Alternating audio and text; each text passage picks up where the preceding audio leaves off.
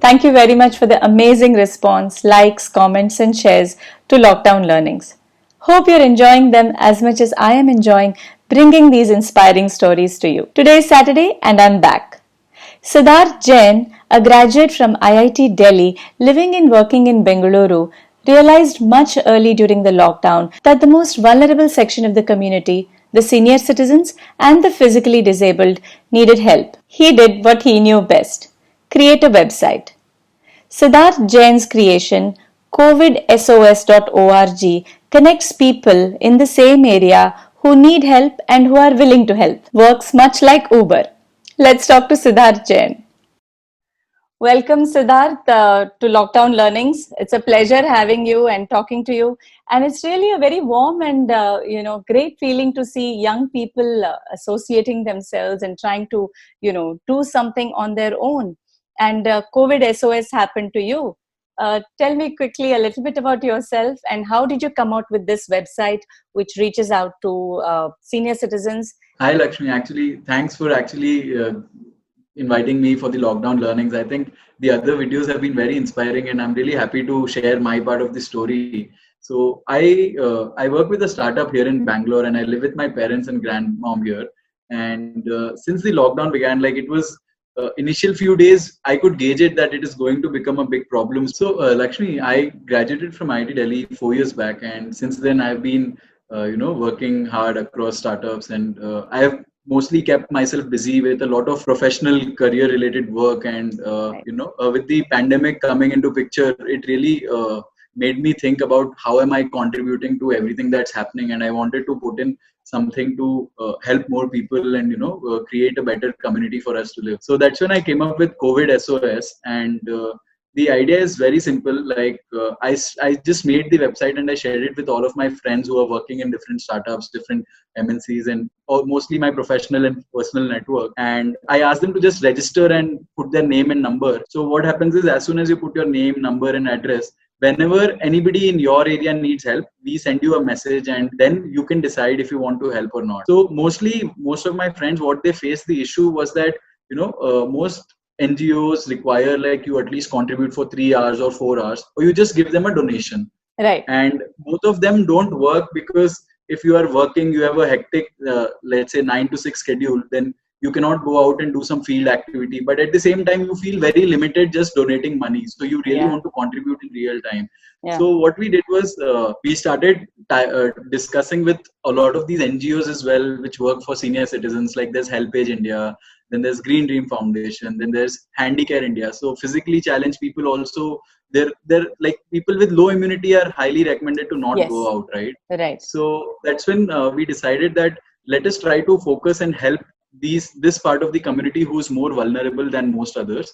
Yeah. And why not try to do it through normal people? Why make police the in charge for everything, or why make the government responsible for everything? Maybe we can help somebody in our lane, maybe our neighbors who needs our help. And that's how the platform's idea came up. That is incredible. I don't know just around the block who needs help, but I am willing to help. So it's just connecting to people, right? I think it's extremely novel. So how does this platform work? Yeah. So anybody can just, call on the helpline number which exists, or just, go on the website and fill a small form. It asks name and number. Once we receive the request that a certain person needs help, a lot of times we have seen senior citizens, kids who are living in a different city, they fill the form. Or sometimes a neighbor or somebody who is in that area, but they personally cannot help, they just give us a call and tell us about that person. So any request that we get, we collect those requests. And as soon as we get a request, we know the area where it is. Let's say if it is in Mumbai, in an area called Malad, then as soon as we get that, our platform, it automatically checks whoever is in Malad near that house. And to those people, we send the number, apart from the number, we send everything that, hey, Mr. Shah needs help with medicines and groceries. Can you go and just, pick it up and deliver it to them? Especially when no apps were running and people who are old, they're not really, very comfortable in using apps, mobile phones, technology. So it's difficult for them. So normal volunteers, if you are there or if your son is there in that area, then he'll get a message. And if he wants to just go and help, he just has to click yes and enter the OTP which comes. As soon as they do that, then they can just go and talk to the senior citizen or the physically challenged person and just help them out. Yeah. So this is like Uber help. I mean, this is SOS Yeah. help.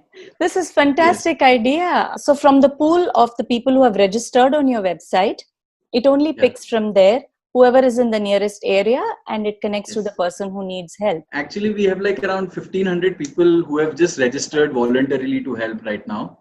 And on the platform, and it's across major cities in the country.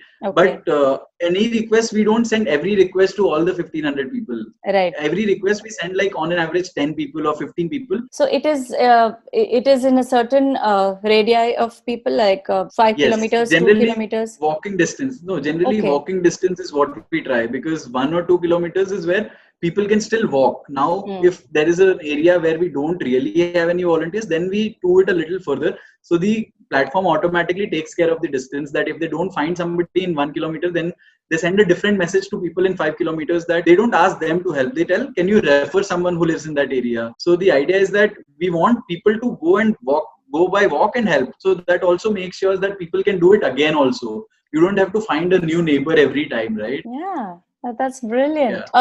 How many people have you been able to reach out so far? Until now, we have received requests from over 5,000-6,000 people to help, like from different areas since the start. But until now, we've been able to help about, I think, 3,500 people. So it's not like all 100% can be helped, because for that we need a lot of volunteers, a lot of active citizens who want to just, support somebody. But at least we've been able to help about 3,500 people roughly till now. And even every day, about 50 to 100 people are being helped through volunteers on a dynamic basis even now. Really especially in Bombay and Delhi, it's very high right now.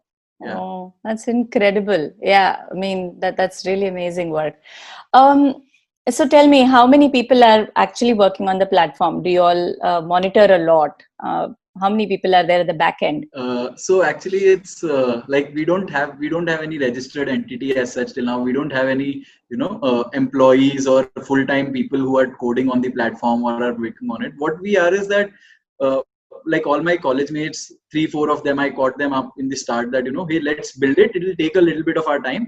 We started spending 3-4 hours every day in the night and then weekends, and we started just building it to ensure that how can we help 100 or 200 people using only 1 or 2 hours of our effort every day. How can we do that? Because currently a lot of communities which operate, it requires a lot of intensive support. Right. Like, to find every volunteer is very difficult. There are 20 WhatsApp groups which companies have, and then they coordinate with everyone. It's very tiring. So what we did was like all of us, like a lot of my friends from college, actually, I'm very thankful to everyone. Like there are around 20 to 25 people who have helped on this platform, like in 2 hours or 5 hours a week or 7 hours a week. Everybody is done as per their availability. Nobody is forced to work on it, and like as per whenever they want that, they have some time and they want to spend on it, they do that. And wow. Currently, so there's like two people who just make sure that if somebody is not able to explain it well, or there are some emergencies, then they handle it on a day-to-day, case-to-case basis. And like they are basically college students between breaks who spend about a few hours every day to make sure that anything which is pending is taken care of. Everything else is generally the automatic message which triggers. People see it, and if they feel like they can support, then they directly accept it, and it works in a very that ways. There is very little effort being put in the tech side right now, but it is now working fine. That's really incredible. Congratulations that you've set off, this ripple effect. I'm sure it will have, when it spreads happiness like this, and an unknown person has just come and reached out. That's such a warm and really amazing feeling. Tell me, Siddharth, any stories that you have, some experience that has stayed with you forever? Every day I see very different stories. I'll just tell you one of these very odd cases where, in Bombay, I received a call saying that there is a senior citizen who's living in my lane, but he is not really having a shelter. He is not from this city, and he is stuck here because he came here to collect his pension or something to do with some cash collection, and he got stuck. So what to be done? So what we did was we created that request, and then we just circulated it to people who were in that Dadar area. And I think within an hour or so, one volunteer came forward and he told that, listen, I think this person definitely needs support, and I will take care of it. So then we connected him with the senior citizen. The person went to he was, I think, about half a kilometer away or so. He went there. He actually picked him up from that it was like a shelterless place. So then he took him to a hospital, got him some good food, got him checked, and then he had to actually stay back in the hospital for a while as well, because that person needed help. And I think on the overall, what did happen was that the senior citizen survived. The doctor was really thankful that the person came in at the right time. And then the daughter who was in Pune, she was able to arrange a pass through government officials, and she came to pick her father up the next day. So this overall process, like, we were very shocked that there are situations like these which need help and people are not able to communicate at all. So there are a lot of large-hearted people, but how do you get them to help somebody is if they know that who needs help. So I think that's one of the key experiences that I gained. Incredible. And I'll actually tell you one story. So this was actually, we got a call from a young woman in Bombay that my parents live in Calcutta and they are 75 years old and they need some medicines, and what do we do? So what we did was we communicated to our initial network in Delhi and Bombay and Calcutta that can anybody go out and help them out. We found a volunteer in Calcutta, a new volunteer actually, because the website has the option to share it with people. So people just share it like how you forward a WhatsApp message, they just forwarded it. And somebody from Calcutta reached out to us that I want to go and help him out. Then that person, who was actually 32, 35 years old, he's working somewhere. He went out in the evening, spoke to the senior citizen, assured them that, I'll get you the medicines, help them with it. He took the prescription, then gave them the medicines. And I think since then they've also interacted multiple times after that. So I think the overall process is happening wherein people are able to help each other out. And I think especially a lot of young people who don't live with their parents, they would also feel very grateful in doing such a thing. So I think it has found the frequency there. Oh, that's amazing. And that there are large-hearted people, like you said, kindness everywhere. It's just that we need to know who needs help and who is ready to help. And there are multiple people like that. And I'm so glad that your website has kicked off this spreading of kindness.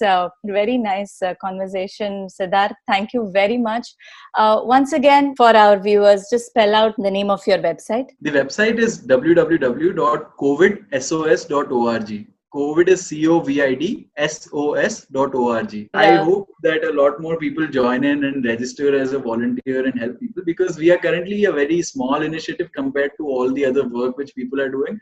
But I think a crowdsourced way of doing help does have a different positivity with it. Definitely. It's not how big or small any effort is, but whenever there is an effort taken, that's what Lockdown Learnings is all about. We want to salute and we want to really appreciate and thank you, Siddharth, and all of your buddies out there who have put in their number of hours. We really respect you and thank you. You're one of my everyday heroes on Lockdown Learnings. Thank you very much, Siddharth. Thank you, Lakshmi. Thanks for talking to us.